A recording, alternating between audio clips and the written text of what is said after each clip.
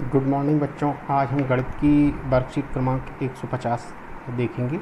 इसमें बिंदुओं को मिलाकर आकृति बनाओ पहला दिया हुआ है। इसमें देखो आप ए बी और सी नहीं दिया इसमें, तो पहले आप सी बिंदु कहीं भी असमरेख स्थिति में बना लें। ये हमने बना लिया।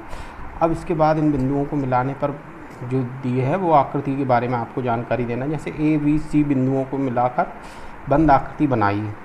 तो हम ए बी सी को मिलाते हैं बिंदुओं को।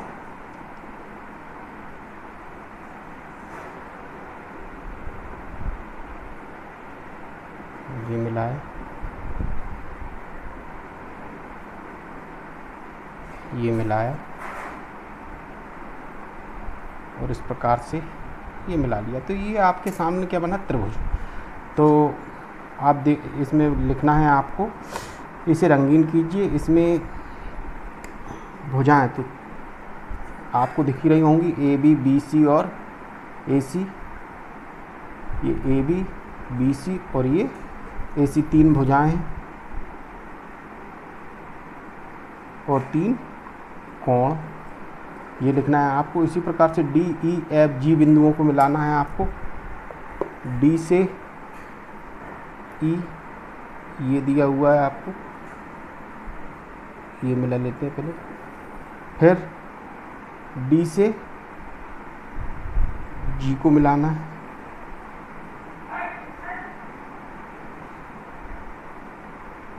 ई से एफ, ई से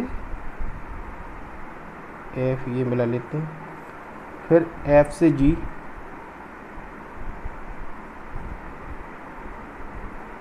ये मिला लेते हैं। फिर जी से डी मिला लेते हैं। ये जो बना हुआ है ये क्या है, तो ये बंद आकृति आप देख रहे हैं, ये चतुर्भुज की आकृति है।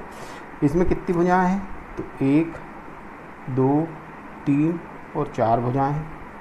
तो इसमें 4 भुजाएं हैं। और कोण कितने हैं, तो 1 2 3 और ये 4 कोण हैं। इसी प्रकार से एच आई जे के एल, एच आई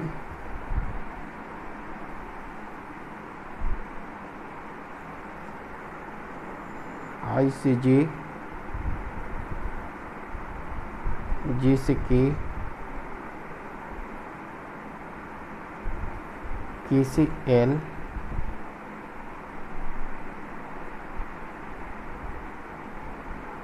और एल से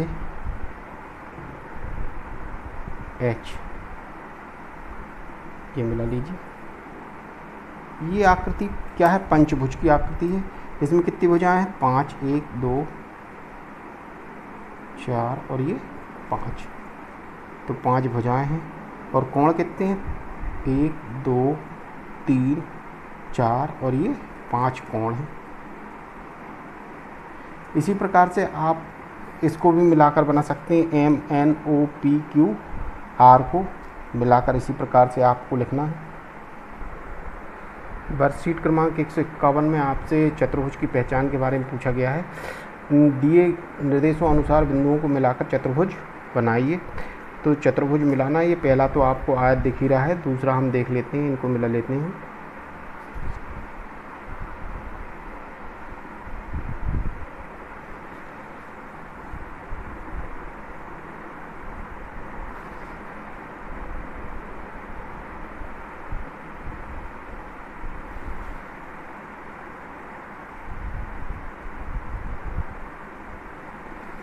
ये मिला लिया, इसको मिला लेते हैं।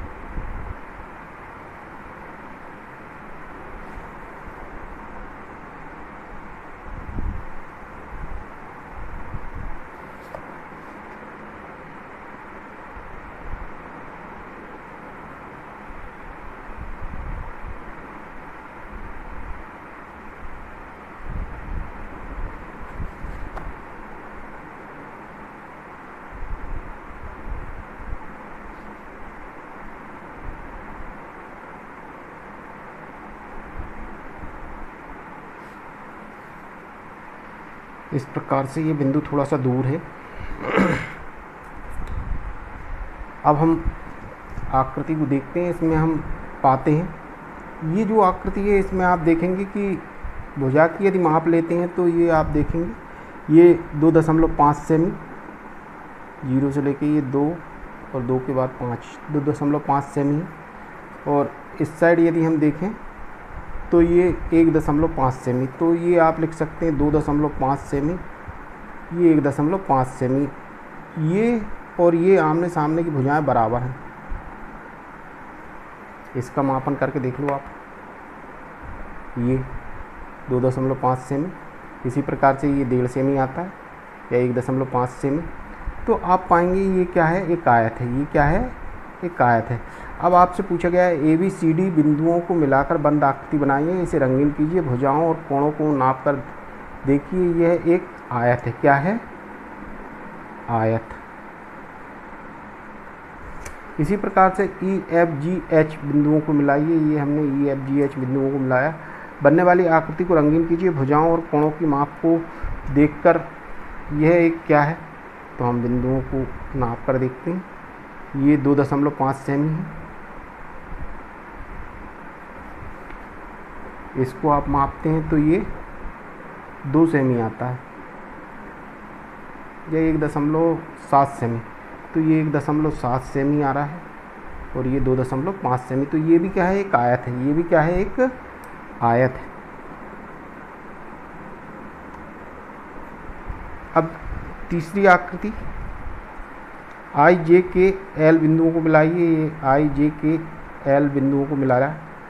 आकृति रंगीन कीजिए, भुजाओं और कोणों को नाप कर देखिए। भुजाओं और कोणों को हम जब नाप कर देखते हैं तो क्या आता है। तो पहले तो भुजाओं को नाप लेते हैं। ये हम नापते हैं तो ये 2.5 सेमी, ये 2 सेमी, ये 2 सेमी, तो ये 2 सेमी, ये 2.5 सेमी। इसी प्रकार से ये ऊपर वाले को नापते हैं तो ये भी 2.5 सेमी, 2.5 सेमी। और इसको नापते हैं तो ये भी 2 सेमी। तो इस प्रकार से आप जब इनका मापन करते हो तो ये स्थिति आती है। तो आमने सामने की भुजा जो है बराबर है। अब कोणों का मापन करते हैं।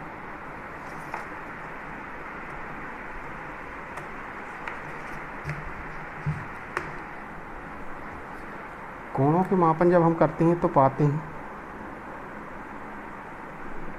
ये कोण यहाँ से आप 0 से नापेंगे। ये 0, 10, 20, 30, 40, 50, 60, 120 कितना आ रहा है, 120। तो ये 120 हो रहा है। अब ये वाले कोणों को माप लेते हैं हम। ये इस साइड ज़्यादा है आधार रेखा, तो इस साइड से हम नापेंगे। 10, 20, 30, 40, 50, 60 और ये भी कितना है, 120। ये आप देखोगे ये 120, तो ये 120 ये भी। और अब ये वाले को नाप लेते हैं। इसको आप नापते हो तो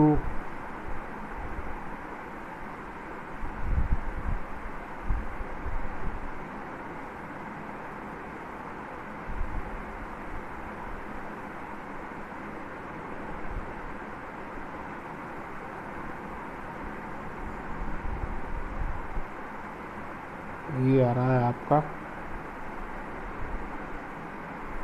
60। कितना आ रहा है, 60। एग्जैक्ट कितना आ रहा है, 60। तो ये 60 और इसके सामने वाला भी कितना ही आएगा, 60 आएगा। तो हम ये देखते हैं आमने सामने कोण बराबर हैं, सम्मुख कोण बराबर हैं, संगत कोणों का योग 180 अंश है। तो ये आकृति कौन सी है, कोणों को नाप कर। तो इस आकृति के बारे में हम लिख सकते हैं ये क्या है, समांतर चतुर्भुज। ये क्या है, समानांतर चतुर्भुज। समानांतर चतुर्भुज क्योंकि आमने सामने की भुजाएं जो है वो बराबर हैं, सम्मुख भुजाएं, और इनके कोणों का संगत कोणों का योग जो है ये और ये संगत कोणों का योग 180 अंश से, और सम्मुख कोण जो है वो बराबर हैं। इसके बाद MNOP, MNOP इसको हमने बनाया। इसको हम जब मिलाते हैं तो इस प्रकार से आप मिला लीजिएगा इसको।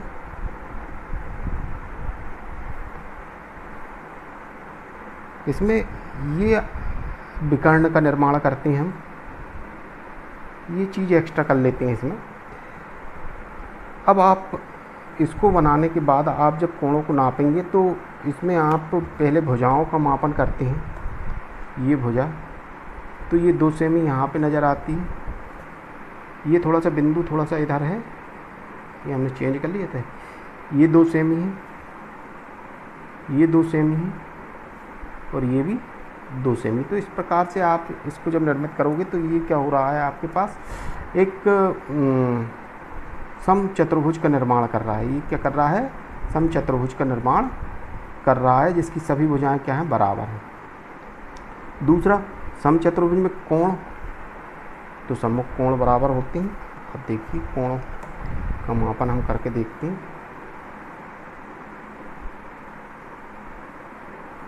ये कोण 70 अंश का है, यहाँ से आप नापेंगे, ये 70 अंश का। इसी प्रकार से इसको नापते हैं, इस साइड से आप मापेंगे।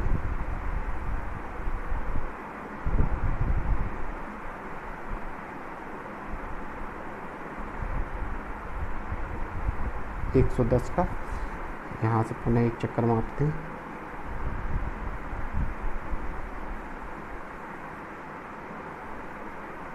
एक 110। तो ये दोनों कोण, ये भी 110 का है और ये भी 110 का। अब ये वाले कोण को देख लेते हैं अपन।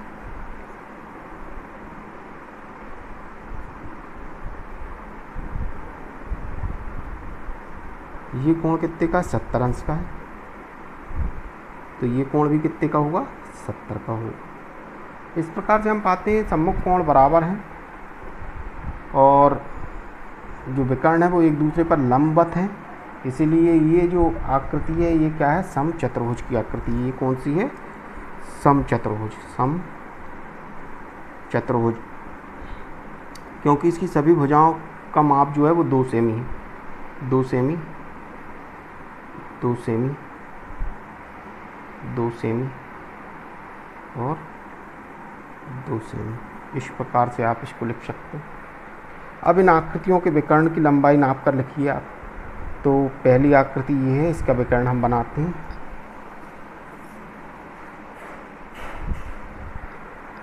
और इसका मापन कर लेते हैं। विकर्ण इस प्रकार से निर्मित होगा।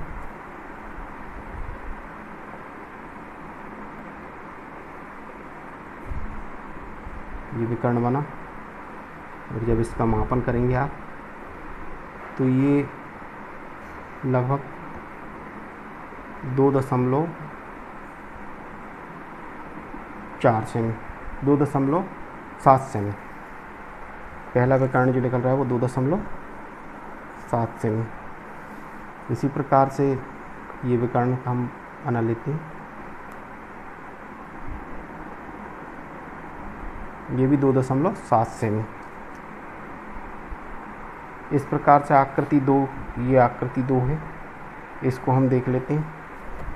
इसके विकर्ण की जब माप करेंगे हम तो ये विकर्ण पहले बना लेते हैं।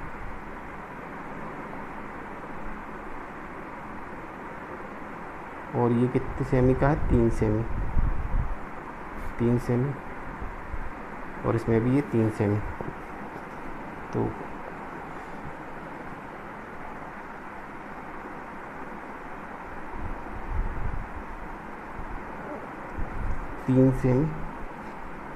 तीन सेमी का आ गया। इसी प्रकार से आकृति 3 आईजे की ये वाली, इसके विकर्ण मापते हैं तो इसके विकर्ण अलग निकल रहे हैं। देखो आप, ये 2 सेमी का लिख लेगा ये वाला विकर्ण, ये 2 सेमी। और ये वाले विकर्ण को जब आप मापोगे तो ये 3.5 सेमी के करीब है।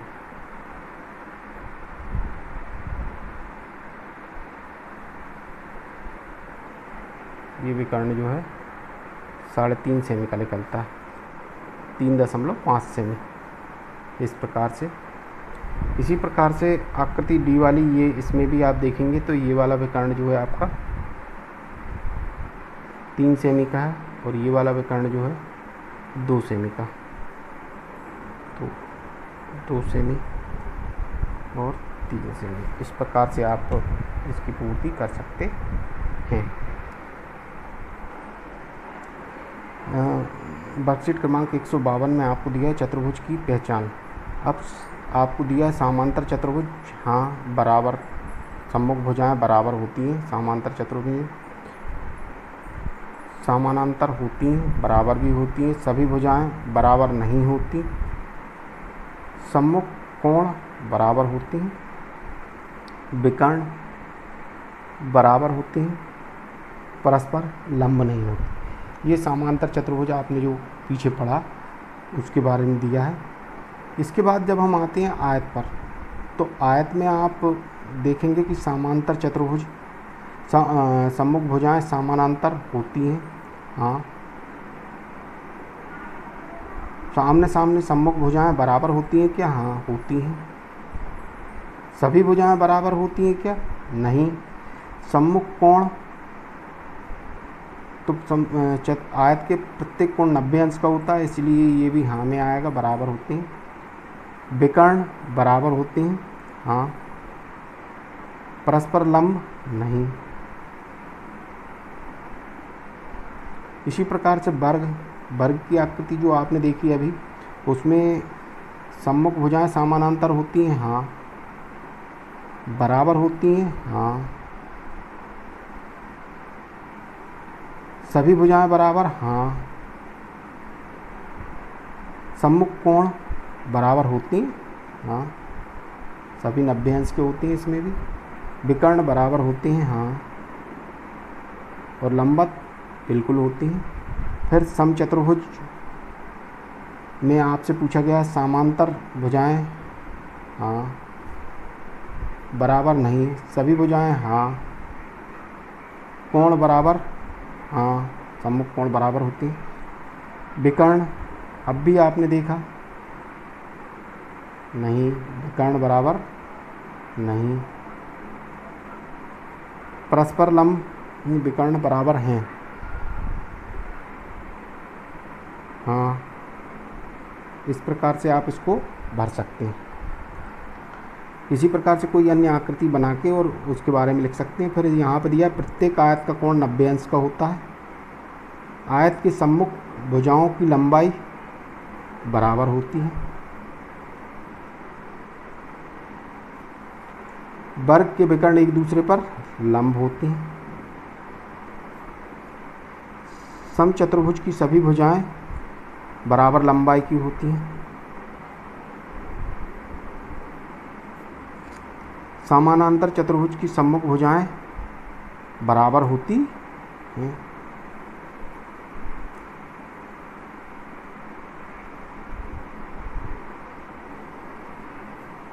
इस प्रकार से आप भर सकते हैं। चतुर्भुज को गुणों के आधार पर उनके नाम लिखना है आपको। समांतर चतुर्भुज, समांतर रेखाओं के 2 युग्म, यदि समांतर रेखाओं के 2 युग्म है तो वो कौन सा चतुर्भुज कहलाएगा? तो वो समानांतर चतुर्भुज कहलाएगा।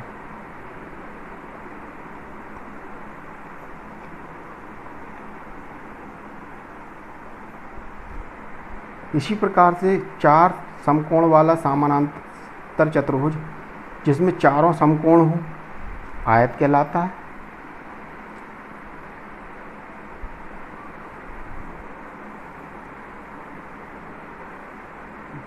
बराबर भुजाओं वाला समानांतर चतुर्भुज जिसकी सभी भुजाएं बराबर हों, वो कौन सा चतुर्भुज होता है? तो जिसकी भुजाएं समानांतर भी हों और बराबर भी हों, तो समानांतर भी है और सभी भुजाएं बराबर भी हैं, तो ये कौन सा होता है? समचतुर्भुज।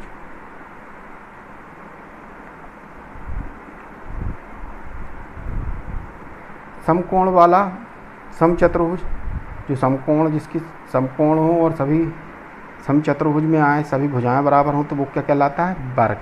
क्या कहलाता है? समानांतर भी है, बराबर भी है और कोण भी क्या होते हैं?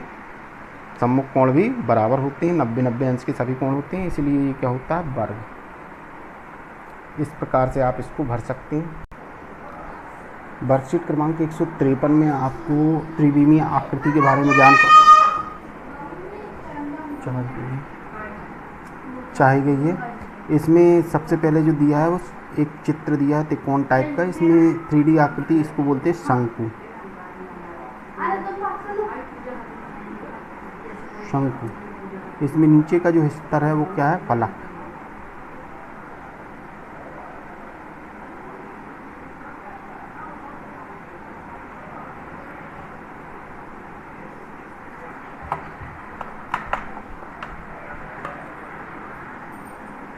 फलकों की संख्या इसमें क्या है? 1।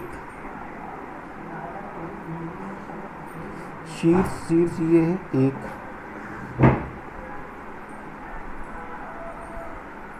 इसमें किनारे, तो इसमें कोई किनारा नहीं है, 0। इसी प्रकार से ये, तो ये घनाभ। फलक इसमें कितनी है? इसमें फलक जो हैं वो 6 फलक हैं, 1 2 3 4 5 और ये नीचे वाली 6। शीर्ष कितने हैं इसमें? तो 1 2 3 4 5 6 7 8। कितने शीर्ष हैं? 8।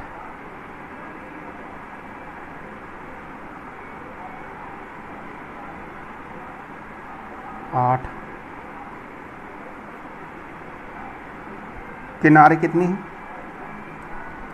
किनारे देखते हैं, 1 2 3 4 5 6 7 8 9 10 11 12। कितने हैं? 12। 8 6 12। इसी प्रकार से ये जो आकृति है ये क्या है? बेलन। इसमें फलक कितने हैं? फलकों की संख्या यदि आपसे पूछी जाए बेलन में, तो फलक एक नीचे का एक ऊपर का, तो 2। शीर्ष कितने हैं? इसमें एक भी शीर्ष नहीं, 0। किनारे कितने? जब शीर्ष नहीं है तो किनारे भी नहीं होंगे, किनारे भी 0। ये क्या है? गोला। इसमें फलक जो रहती हैं, इसमें 2 प्रकार की ये अवतलीय और उत्तलीय फलक होती है। ये 2 प्रकार की फलक होती है इसमें, इसलिए इसको आप यदि समतल फलक की बात करेंगे तो इसमें एक भी फलक नहीं होती, लेकिन यदि आप इसको अवतलीय फलक के बारे में बोलेंगे तो 2 फलक होती हैं। शीर्ष नहीं, 0। किनारे भी 0। निम्नलिखित वस्तुएं किस आकार की हैं? ज्यामिति बॉक्स। ज्यामिति बॉक्स जो आपका रहता है वो घनाभ आकार का रहता है, घनाभ। ईंट, घनाभ। माचिस की डिब्बी, घनाभ। और लड्डू या गेंद, गोला। इस प्रकार से ये आप पूर्ण कर सकते हैं। धन्यवाद।